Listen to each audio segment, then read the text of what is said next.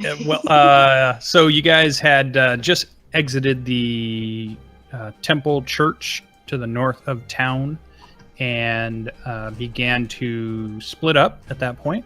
The dwarf went to the tavern looking for booze, and our scouts decided to scout a little bit further ahead and came upon some goblins chasing chickens.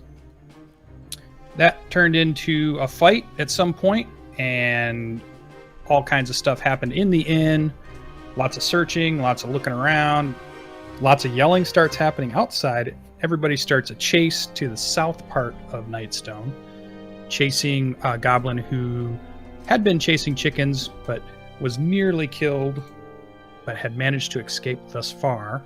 And we are now sitting down near a farmstead, still in Nightstone, and it was the goblin's turn when we went ahead and stopped our session for the night. Did I miss anything?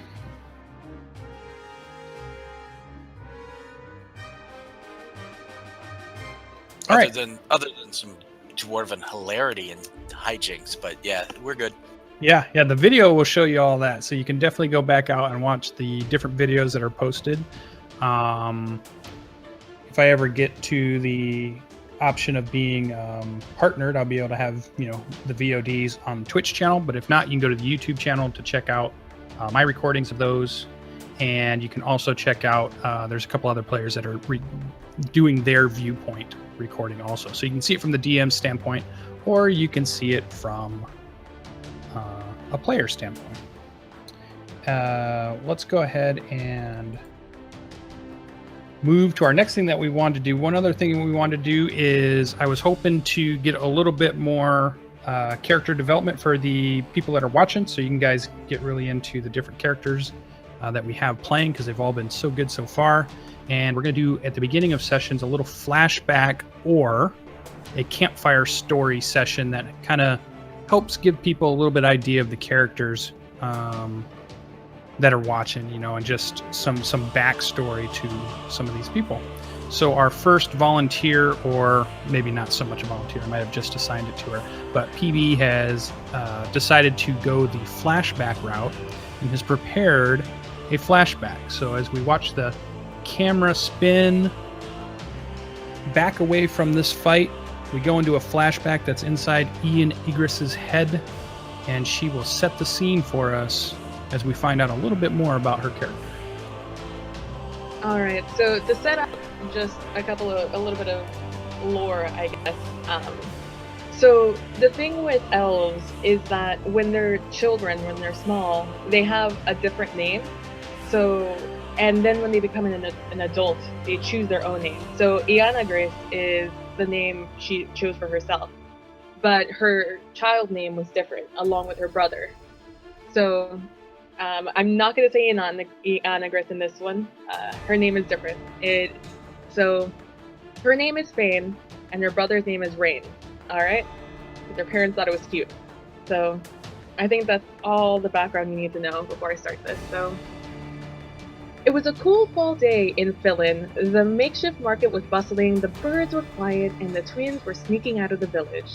You would often find Rain and Fane outside the village, though never too far. In fact, they would make a game out of it. It was a game they began a few years back when they were 15-ish. They would dare each other to go slightly farther away from the village than the day before. Some days they would go half a step out, other days they'd go several feet before running back. They'd leave some sort of marker on the ground to make note of how far they'd gone the day before. Sometimes they'd leave a mark on the trees next to them, or others they'd stick a twig with a leaf impaled on it in the ground, sort of like today. The twins chased each other around, pouncing on each other, hitting each other, doing what children do. But once they became tired, they decided to sit down behind that last twig they left a couple of weeks ago.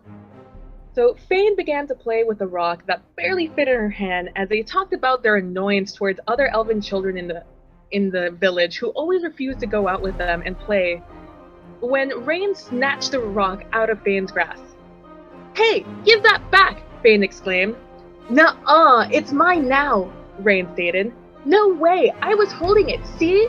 Fane said, pointing at her dirty hand with a faint imprint on her palm from where she'd been squeezing it absent-mindedly. Rain squinted hard.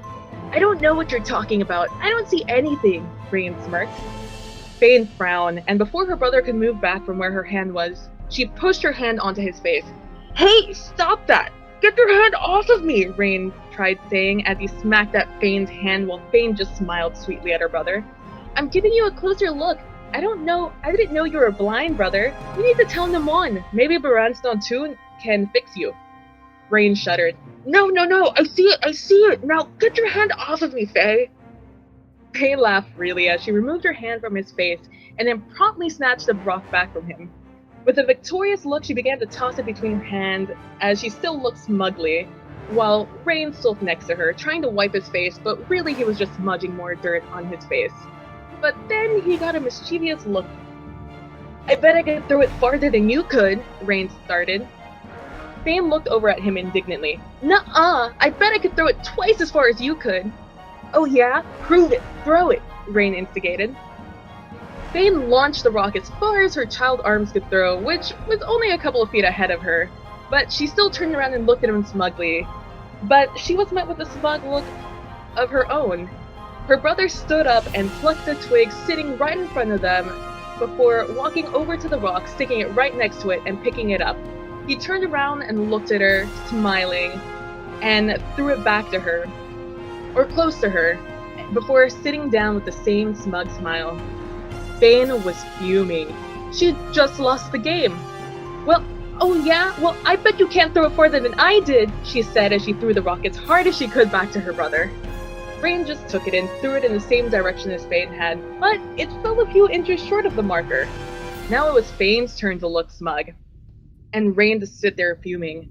I told you I was better, brother, Fane stated smugly. I bet you can't throw it as far again. You were lucky, Rain exclaimed. Fane picked up the rock and returned back to her brother, this time not sitting down before throwing it. This time, it went a few inches further than before. That's cheating! Rain yelled at her when she moved the marker. I don't remember hearing that rule, Streakbro, Fane said before Rain stole the rock from her the moment she was within grasp. He threw it, and once again, it was only inches behind her throw. They went at it like this for a couple of hours. In the end, it became a game of throwing rocks at the same point, trying to hit the others out of the air. They were in deep concentration, trying to aim their rocks accordingly, when the leaves about 20 feet out started rattling. But our twins didn't hear a thing. Then the rustling leaves were 15 feet away, when Rain caught a glimpse of it. Better luck next time, Fane started. Shh! I think there's something out there, he whispered with wide eyes. Fane's head immediately turned, where she also now heard the rustling leaves. Go, Fane said quickly and quietly. You take that tree, I'll take this one, it'll be faster. They both darted towards the respective trees as the rustling came closer. Fane scrambled up the tree and onto the closest branch she could find that would hold her. It was about 10 feet from the ground. She was breathing hard from the adrenaline as she turned to look at her brother as she hugged the branch in temporary respite. Rain also scrambled up the tree. Unfortunately, the bark was too smooth and the branches too high that he kept sliding down the trunk as the rustling was now right behind the large tree they'd almost reached in their game. Fane looked at her brother desperately as he groped around looking for something to protect himself with. He managed to find a sizable branch to wield as the creature behind the rustling began to emerge from the shadows. Simultaneously, Rain made a cry and charged towards the figure, swinging his makeshift weapon wildly in front of him, eyes squeezed shut, while Fane, without thought, leaped from her branch and towards the figure. They reached the creature at the same time, Fane managing to cling onto the back of this creature, wrapping her arms around its neck, trying to swing herself and bring the creature to the ground, like she'd seen the hunters do with the wild boar before last year's festival. Rain connected with the creature's legs and lashed them repeatedly with his branch. The creature, though caught off guard by Fane's jumping on its back, managed to stay upright. The creature dipped down to his side and grabbed Fane, making her lose her balance and fall off of him. However, before she could hit the ground, the creature caught her under its arm and held her there. The creature then quickly straightened out and stretched his left arm, holding Rain away by the forehead.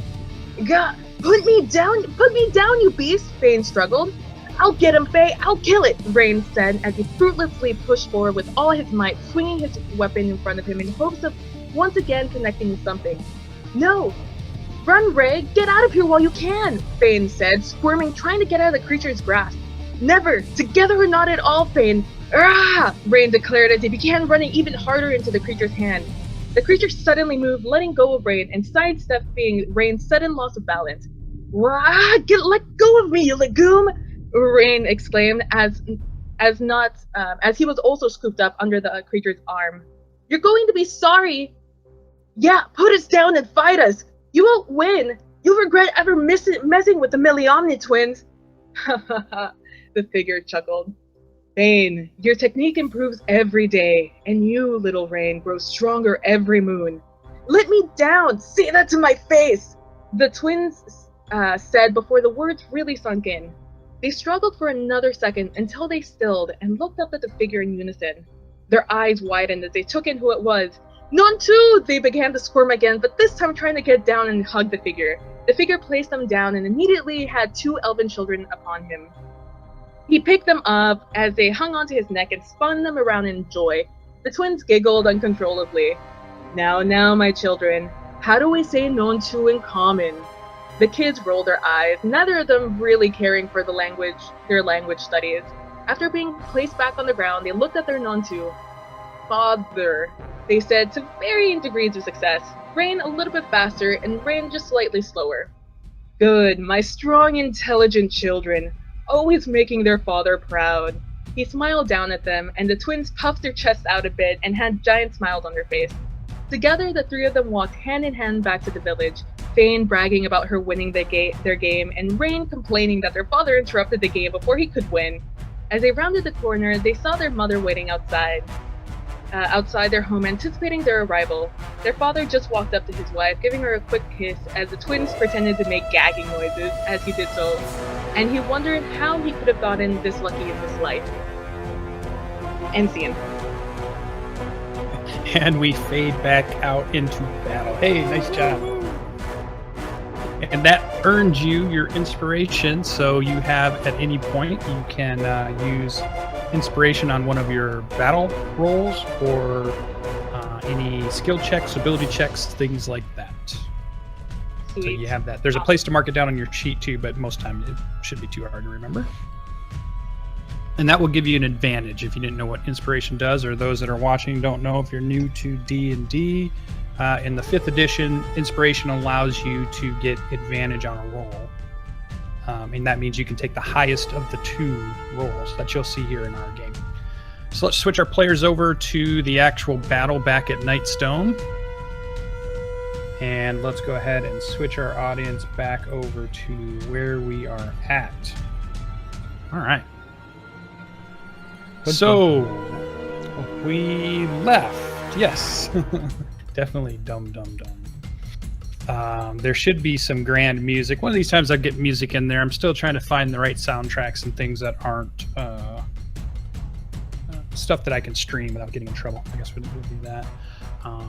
So one of these days we'll get a soundtrack in here. But for now, we finished up on the goblins' turns, which I have designated here as Pojo, but there's several of them out here. So are we ready? Is everybody there? We're only missing one, so I will continue to maneuver Aila. And again, remember that I'm mostly a robot at this point as I play the PCs to try to encourage them to be here to play their own characters.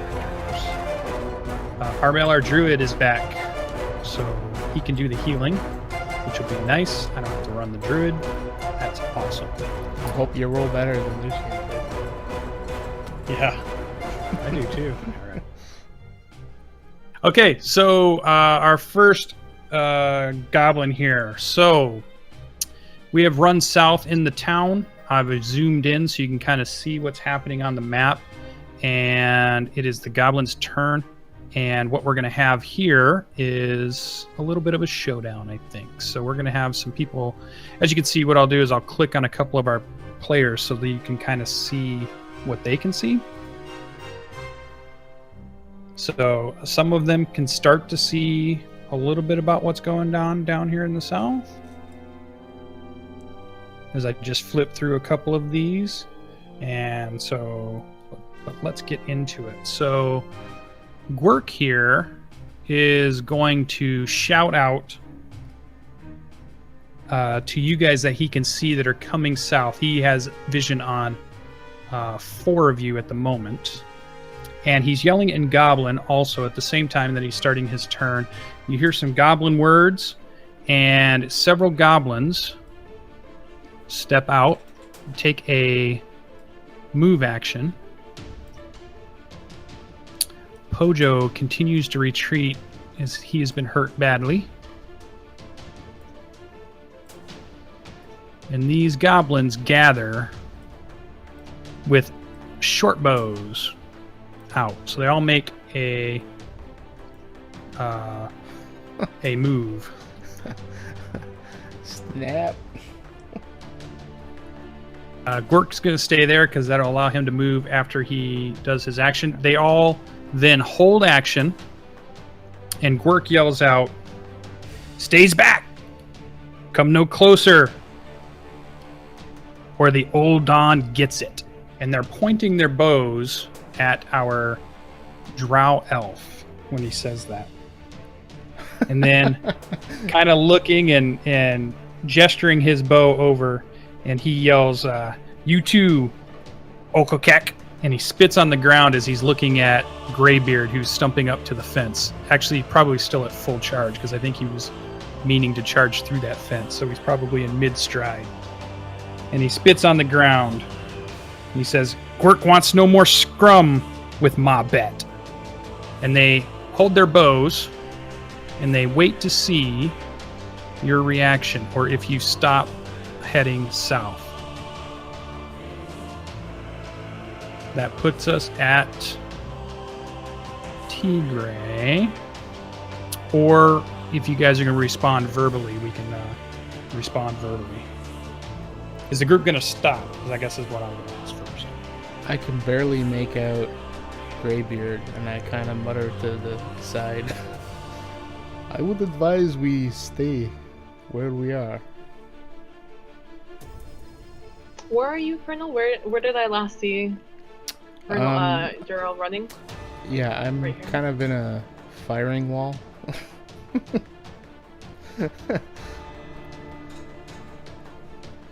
I'm not in a good situation right now.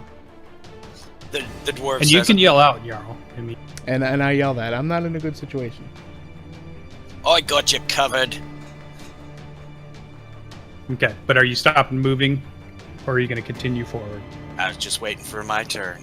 Oh, okay, so let's go through the turns then. They're on a hold action, and they do have a trigger, so we'll see what happens here. Teagraiel, you were up. Okay, is back up.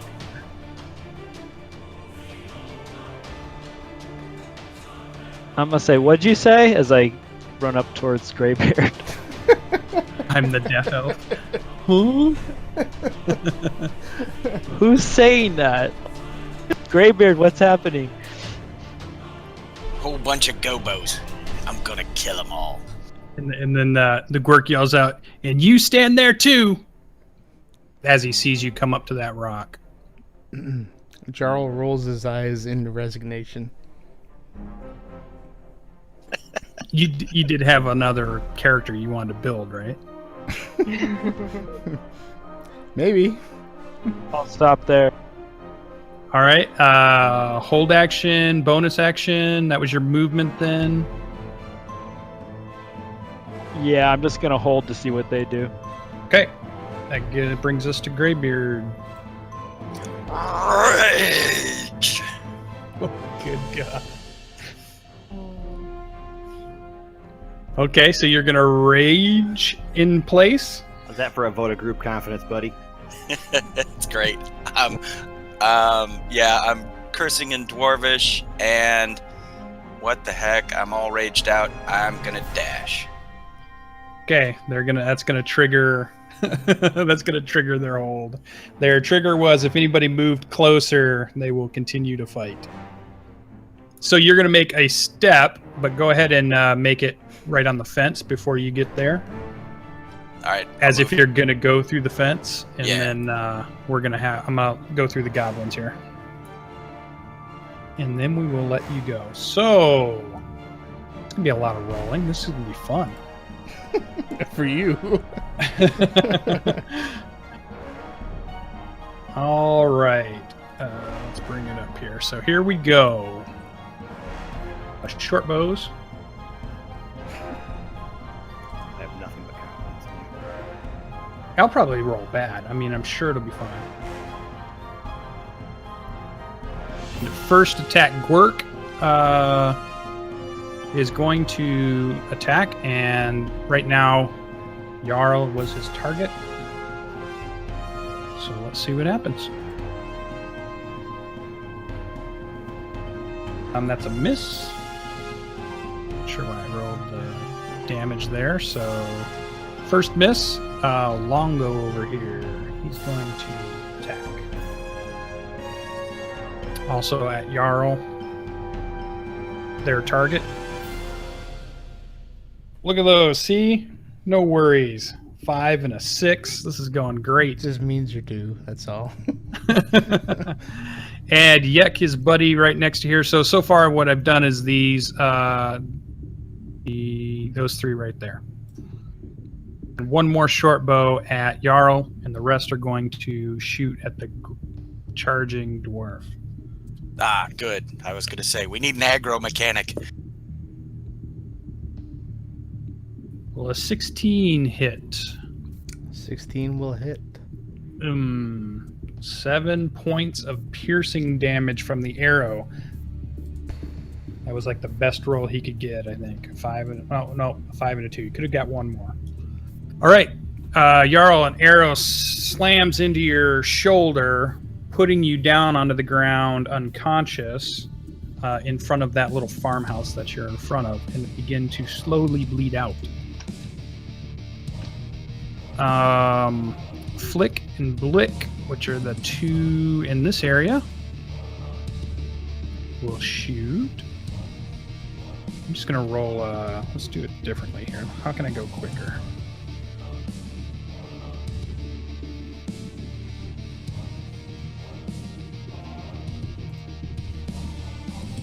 Three arrows shoot out. This is not being added up, so we have a 17, an 18, and a 4. Mr. Greybeard, what is your AC? 14. So to me, that looks like 2 hits.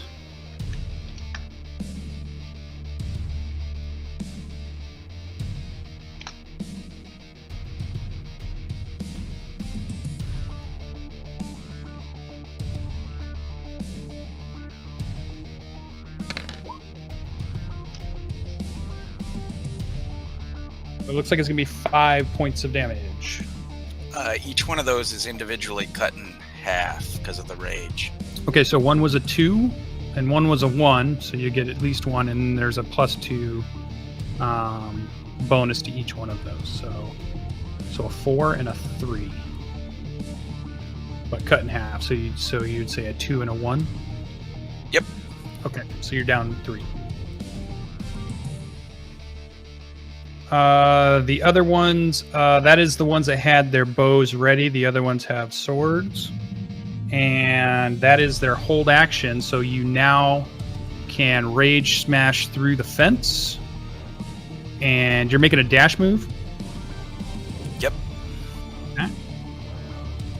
Now, can you attack after the dash move? Not that I'm aware of. Okay. So let's do just a roll. Let's do a strength roll as you smash through the fences. And the only thing that's going to do is if you stumble as you smash through the fence, or if you just blow through it with no problem. So give me just a very simple strength check. All you got to beat is like a DC 8. Yeah, you got it. Okay, so no stumbling. You just smash through the fence. And you are face to face, nose to nose with your hated enemy, I assume the goblins.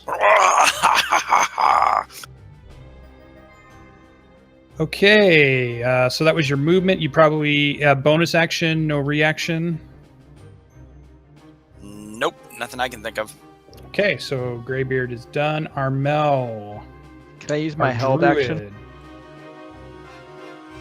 Oh yeah, what was your trigger? Just if they attacked or fired, I was firing back. Yeah, go ahead. We'll do that, and then Can I see the leader? The one that was talking was this guy right here that I'm going to ping. Perfect. Okay, I'm firebolting that guy. Okay.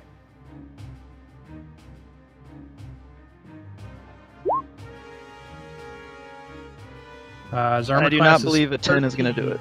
Nope. You got to get over a 13 with this guy. So a firebolt goes crackling past, singes some hair off two of these guys, and it slams into the palisade wall behind them over in this area. And doesn't quite catch it on fire, but makes a nice noise and sizzling noise as it sputters out. Jarral. So that was your hold action. So, or Jarral. Armel, you are up, and I know you're a little bit further to the north. Did I see Jarral go down? You did. You were chasing after Jarl in our last session, so you were following him, and you do know he's right in here. Okay. But did I see him go down is what I'm asking. No, you saw arrows fired. Maybe he kind of as he fell down, but you did not see it physically. You do see the dwarf now at that point, right? Yes. Yeah, you do see the dwarf has crashed into a set of goblins down there.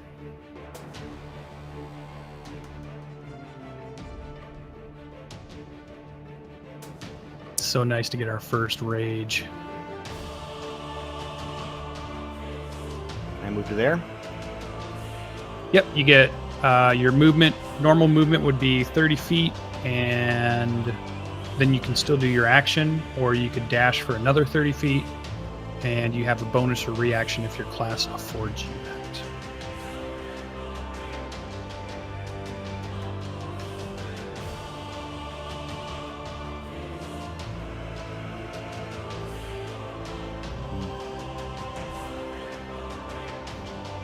Alright. Are we playing this like chess, where I can't move my character back? No, you can. Go ahead. Well, if you're going to move because you see what's down there No. versus... If I didn't see him get drop, what I'm going to do is I'm going to cast Fairy Fire. Oh, okay. And go ahead and put the text in the chat so we can all see it. Because it's just whoever you point at, it hits, right?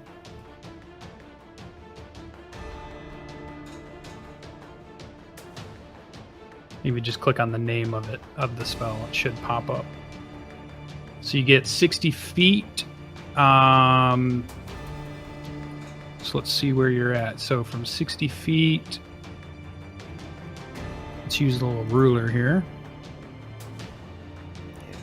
How do you do it? You're gonna have to move. There's a over on the left-hand side. It actually looks like a comb, but it's a ruler.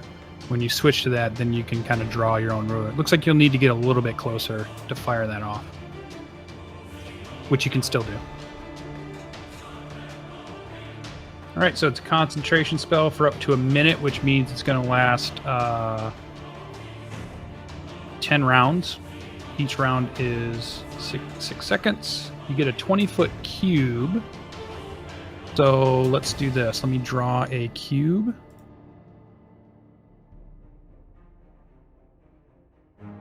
That's not what I wanted.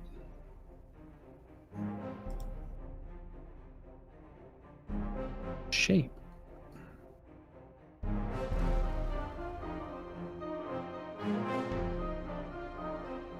Okay, so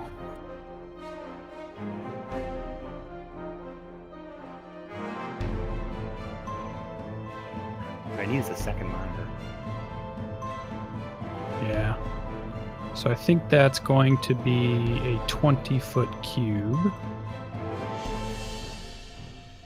Jarral whispers from the grave that this would be a great spot.